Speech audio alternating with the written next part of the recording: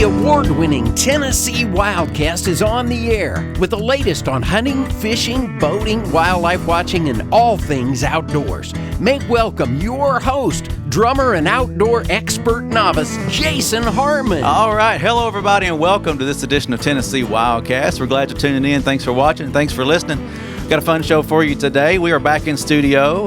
Got Mr. Don King helping me co-host. Yes, sir, Jason. Good to be back. Yeah, it's good to be back in studio here. And today we have special guests on Zoom. So introduce those folks. Andrea White, she's the ACA Tennessee State Director, and Geoff Luckett. He's a Tennessee kayak angler, board member of TSRA, and a lot of other things, and we'll let those folks introduce themselves today, but it's going to be a fun conversation on paddle sports and fishing from kayaks or canoes or that kind of fun stuff. You bet. I'm excited to have them. Guys, thank you for coming. Hey, thank you so much for having us, Jason. Andrea reached out to me. She's been on the show before. Yep. We had her back, I don't know, it's almost probably been 2 years now, a year and a half, something like that. But she was on. We always have a good time. Yeah, this is a great place to be. But she came on. We talked paddle sports, and I think Betsy joined us that day. Yes, Betsy Woods. Yeah, she's our boating education coordinator here at the Wildlife Agency. So anyway, that was a good day. But glad to have you guys here. Andrea, introduce yourself, and then we'll move over to Geoff. Sure. So guys, I'm a Nashville girl, born and raised, and I came to all of this. I used to be a board member for the Tennessee Scenic Rivers Association, but now I work at the state level. I'm the state director for the American Canoe Association, which means I work with 9 paddling clubs statewide and all their leaders. There are 2 outdoor schools, and I work with all the certified paddling instructors and rescue instructors in paddle sports across the state. And we really try to represent the paddlers on Capitol Hill, both for access issues and when we want to advocate to get protections for a river. We do a lot of training to try to make sure that the paddlers out there are as safe as possible and are able to advance in the sport and have as much fun as they possibly can carving the water. And today I'm so excited to be able to bring my friend Geoff with me. Geoff won't tell you this, but he's the only certified ACA kayak fishing instructor east of the Mississippi.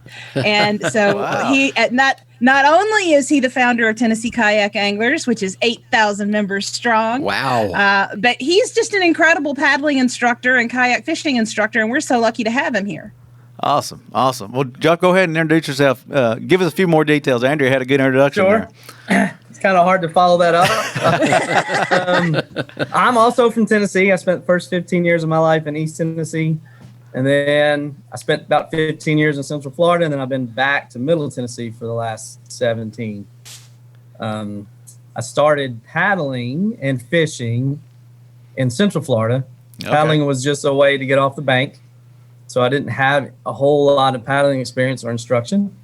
And then when we moved back up here, I realized I wanted to learn to paddle as much as I wanted to fish. I have as much fun paddling as I do fishing. Mm-hmm. So that's how I got into figuring out the right ways to paddle and the right strokes and all of that. And then I'm a teacher by trade. So it kind of naturally lends itself to getting certified to teach paddling and fishing. So that's how I got to where I am. That's cool. I couldn't see paddling without fishing. I love to fish, so I'd have to have a rod with me. Yeah. Well, so, and that's how it started for me. And then once especially in Florida, it was all about fishing, and the boat was just a way to not be standing on the bank. Mm-hmm. And down there, there's all those little bitty ponds, and they call them lakes, but all these little bitty bodies of water that you just want to get to the middle of. But then when you get here and realize, if you're paddling a long distance, it can make a difference in your day if you know how to do it correctly. So definitely, and it can wear you out too. Yes. Yeah. Well, and I'm a river kayaking instructor as well. I am not a fisherwoman. I don't claim to know the fishes, but I have lots of respect for my buddy and all his friends and the things that I don't know how to do. Yeah. But I dabble in a little bit of whitewater. I've dabbled in a little bit of ocean kayaking. My claim to fame in Middle Tennessee is that I helped to bring the rescue training that we do so prolifically on the whitewater rivers in East Tennessee to the beginner paddlers on the Lake and Class 1 rivers in Middle Tennessee. And we did that about 5 years ago and sold out those classes 3 times a summer for 4 years. And then, of course, COVID hit, and now we're trying to regroup. But those classes made such an incredible difference in the safety consciousness of our recreational paddlers across Middle Tennessee. Yeah, it's important to be safe out there. It can get dangerous for sure. It's not whitewater in Middle Tennessee a lot of times, but you never know what can happen. It can be deceptive, especially for newcomers. The data tells us that the most paddling accidents happen on Class 1 water or less. And if people get complacent in slow-moving rivers or lakes, you look at the Ocoee River and you realize it's dangerous. Yeah. The minute you look at it, it's not a jump to think, ooh, I need to know what I'm doing before I get in there. Right. But you look at the Caney Fork River when they're not generating, and it doesn't look so dangerous, but it can be just as dangerous, as that Class 4 river if you don't know what you're doing. Yeah, for sure. And Geoff, you told me something about the Caney that I had not realized. You were telling me that when they replaced the generators a couple of years ago, that they put more efficient generators in. So if you paddled it 2 or 3 years ago and you're used to what 2 generators of water feels like, that it's a whole lot more water now than it used to be. Yeah, they can push more water with the generators than they used to. So it can be, and it can catch you off guard for sure. Yeah. Especially when they're generating with 2. I know the Smith County. When there's 1, it can't be that much different with 2, but it's a big difference. It can be a big difference. Yeah. I know the Smith County Rescue Squad said that they did, I think, almost 30 swiftwater rescues last year on that Class 1 section of the Caney down below the dam. Yes. Well, fishing below any dam can be dangerous. Yes. Yeah. It's crazy. I saw a video of the day of just the waters boiling below Cordell Hull, and that you got to be careful. Well, along those same lines, we're always trying to be number 1 in Tennessee and all, but I guess we've been number 1 or tied for number 1, right, Andrea? Yes. With a neighboring state. Tell us a little bit about that stat. Yeah, in this particular case, being number 1's a little troubling. Right. One of the good things that's come out of the pandemic is that there's more people coming into our sport, and we certainly welcome them with open arms. There's been this huge popularity in paddling, and we want to welcome them to the family and get them trained up and have paddle buddies that want to go with them and do it right and have the best time possible. But what it has also meant is that it's changed the trajectory of the fatalities in the country, so that whereas normally the state with the most river-related paddling fatalities will be out west somewhere. It'll be California. It'll be Colorado. It'll be a state with big destination whitewater paddling. Right. And what's happened instead is it's the Tennessee and Arkansas for 2020 are tied for number 1 in river-related paddling fatalities. And the vast majority, 6 of those fatalities last year happened on Class 1 waterways.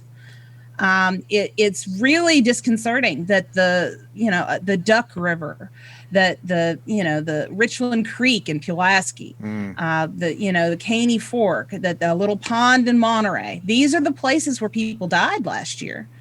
And it's just really disconcerting because it's not some big rapid on the Ocoee that's tripping people up for the most part. Right. It's things like wearing a life jacket. It's things like being dressed for cold water.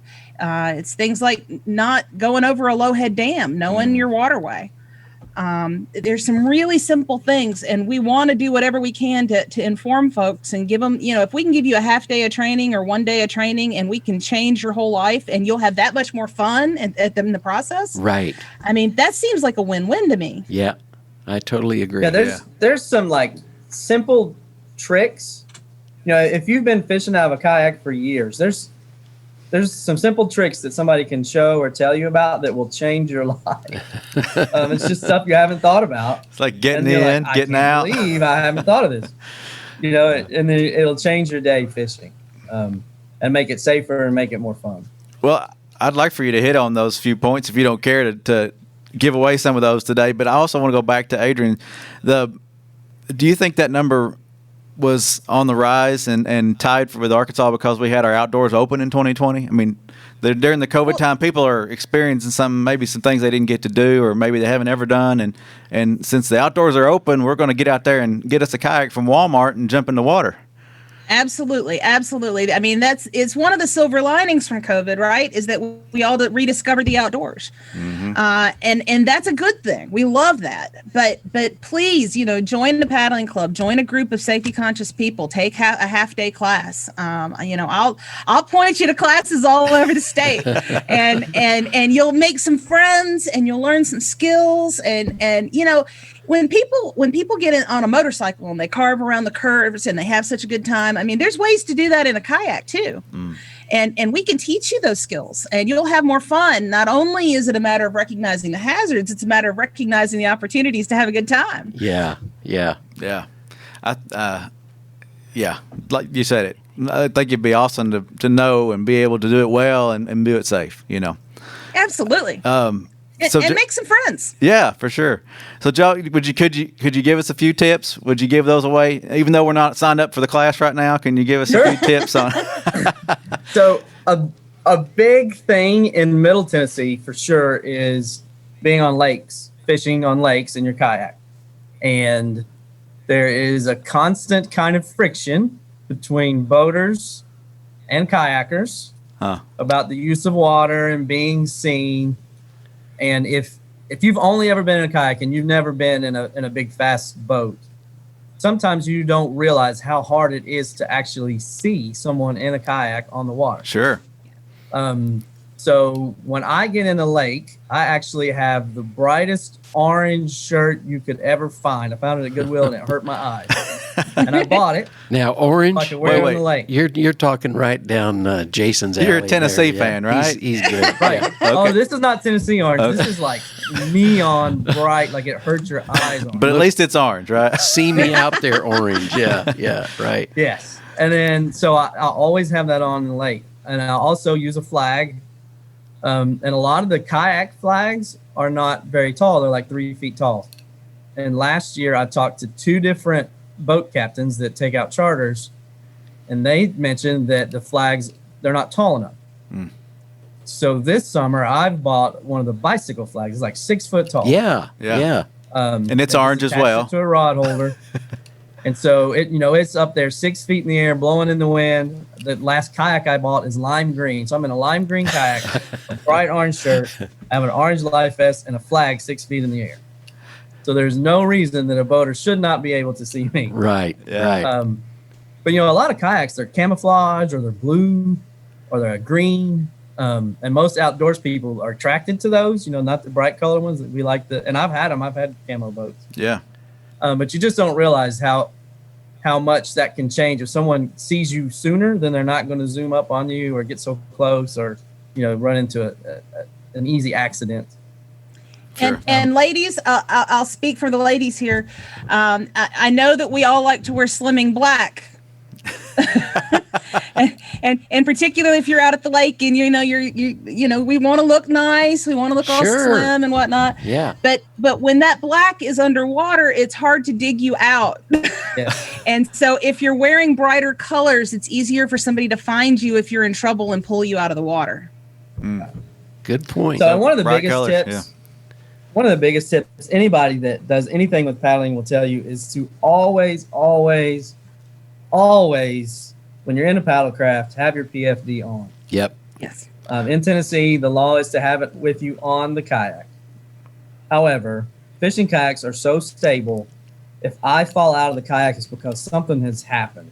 I've passed out from heat stroke. I've been overtaken by a boat wake. I've been hit. Or something's happened. So the chances of me being able to get to my boat, find the PFD, get it on my body is slim to none. Right. So you really have to have it on. So the advice there is to spend a little money, buy a comfortable PFD that fits you well, that has all the pockets you need as a fisherman. You can have all the stuff you need. Sure. Hey, I like pockets too. Yeah. You got your snacks in there. You got a place for your phone. I mean, a lot of PFDs now have pockets made the exact size of an iPhone. and that's not an accident. Yeah. And the inside of that pocket is actually cushioned, so it's like a nice little safe place for your phone. But it's really important that if you're in a paddlecraft, you're wearing your PFD, not just have it with you. Right. And it's something to think about too, is that the inflatables. I mean, people like the inflatables. Maybe they're better for the tan lines and whatnot, but if you don't wear that in the boat, it's not considered a life jacket in the boat. Right. If I'm not mistaken, you have to wear an inflatable for it to be counted as a life jacket in the boat. But I like the idea of just wearing it all the time, no matter which one you got. Just keep it on. And the same is true for the paddle boarders with the waist belts. Gotcha. If you don't have it on, that doesn't count as a life jacket. You can't just have that on your board. You have to have it on. So, and I have trust issues. So those self-inflatable things, You never know. scare me. I like the ones that I know are already open and are going to float my body. Yeah. I mean, I'm sure, they're perfectly safe because they're approved, but I have issues with the self-inflatable. And you can get a comfortable PFD. Like I wear mine. I fish year round, winter, summer, 100 degrees. I'll be out there, and mine's so comfortable. Sometimes I'm halfway home and realize I still have my PFD on. I have to stop and take it off. I do the same thing. I've caught myself at the gas station on the way home, still wearing my PFD. Yeah. So it's just becomes a habit. Like putting your seatbelt on. You Like just putting get your used to seatbelt that. on, yes. You just do it without even thinking. That's great. Yeah. Well, since we're on the line of tips here, I'm going to try to do my magic on the screen, Todd. I want to pull up a page. It didn't work. Let's see what we got here. I want to pull up a page on our website. There we go. That shows a PDF of all the things that you need for boating and things like that, for Paddlesports in Tennessee. We've mentioned the life jackets. Wear an approved wearable life jacket. It must be one. You don't have to wear it, but like we said, it's important. You probably should just go ahead and put it on. It's much better to have it on than to have it floating in the water next to you when you flip it over. But you at least got to have one in the boat. And then what's the age, Don? Is it 13? 13 and older must wear a life jacket all the times when a paddle sport or boat, kayak, whatever's underway. So make sure those kids have them on for sure. Andrea and Geoff, I know you can't see this, but life jackets. It's important. We've hit that point. The light, Geoff, you mentioned the light on a kayak. You have to have lights, or you mentioned being seen, but I thought about the lights. You got to have the light on there if you're fishing at night or at dusk, After sunset, Yes. or during times. So of it's almost like restricted the anchor visibility. light on a power vessel. It needs Yeah. to be 360-degree view. And I would also, another tip that's not required, but it's good, is to have a high lumen flashlight you can get to quickly. Okay. Oh, right. And if you're fishing at night and you see a boat coming in pretty fast, you can blink that high lumen light 2 or 3 times. right? And so they might not see your anchor light, but they will. If they see that light flash 2 or 3 times out in the middle of the water, they're going to automatically slow down because they don't know what it is. Sure. Yeah, I know a lot of paddlers that like to do sunset paddles or full moon paddles will wear like one of those high lumen headlamps. So that they can flash that, with one little quick button push. It's already on their head, and they can flash that if they need to at night. And it's great for tying lures on. If you're out there. Yes. It brings the bugs in, so you got to do it fast. That's true. Well, you can do the red light. You got to tie it real fast, turn it off. No, you've got to have that white light. The white Now, light. I will say another tip Geoff taught me. I learned a lot from Geoff. One of the things that's very trendy right now on the fishing kayaks is to put the red and the green lights on as though you were a big boat. Oh. But it confuses the issue when you have a question of right of way with a big boat. They see the red and green lights and they think you're not a kayak. They think you're a bigger boat, and it confuses the right of way kind of instructions for what would happen next. Gotcha. So if I'm not under power, then I have the right of way and they have to avoid me no matter what. But if they think that I'm under power with my red and green lights, the way you overtake a boat, the way you go in front of a boat is all different. And it can be confusing, especially, some of the kayaks now are, the size of a John boat. Yeah. So it can be a little confusing if you have those red and green LEDs on there, on the front, as if you were underway. Well, any other tips that you want to share for the fishermen or for just the pleasure kayaker that you want to make sure we know about or maybe something that's secret in your back pocket, Geoff, that you could tell us for a fisherman out there? Anything that you want to share? The most important thing about like going fishing is you want to make sure that you have everything you need for the day. So you want to have enough water, snacks, especially if you take kids. You want to have plenty of snacks and plenty of juices, and you want to be able to take breaks, stop fishing with kids, or even get off the water. I used to take my daughter, when she was 2 and 3, and we'd finally find the bluegill, and she's like, "Daddy, I'm ready to go." we just now catching fish, but when she was ready, we had to go. Otherwise, she wouldn't come back with me next time.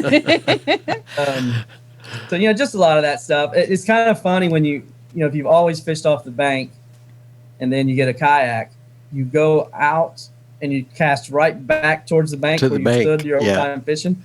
So you're fishing the same water just from a different angle. So sometimes it's good to like tell yourself, well, today I'm going to try to fish a different way. I'm not going to, because you kind of fall back on what you know. Mm-hmm.